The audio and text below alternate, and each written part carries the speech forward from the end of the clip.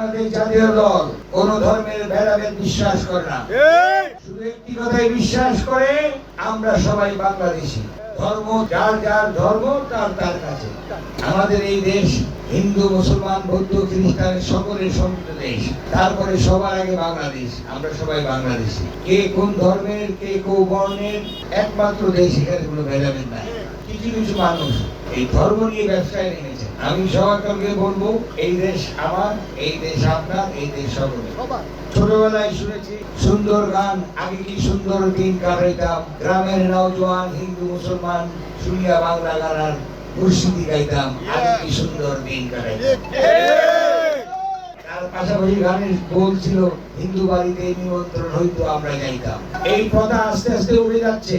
কিছু কিছু লোক ধর্মের নাম নিয়ে ভেদাভেদ সৃষ্টি করার চেষ্টা করছে। বাংলাদেশ জাতীয় দল কোন ধর্মের ভেদাভেদ বিশ্বাস করে না, শুধু একটি কথাই বিশ্বাস করে, আমরা সবাই বাংলাদেশী। ধর্ম যার যার ধর্ম তার তার কাছে।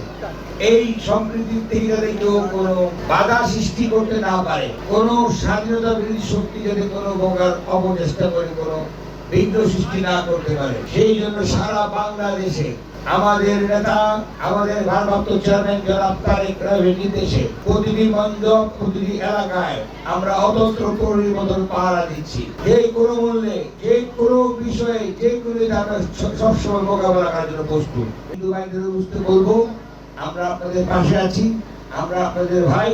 যে কোনো সময়, যে কোনো সংকটে আপনারা আমাদের ডাকবেন, আমরা আপনাদের পাশে আছি।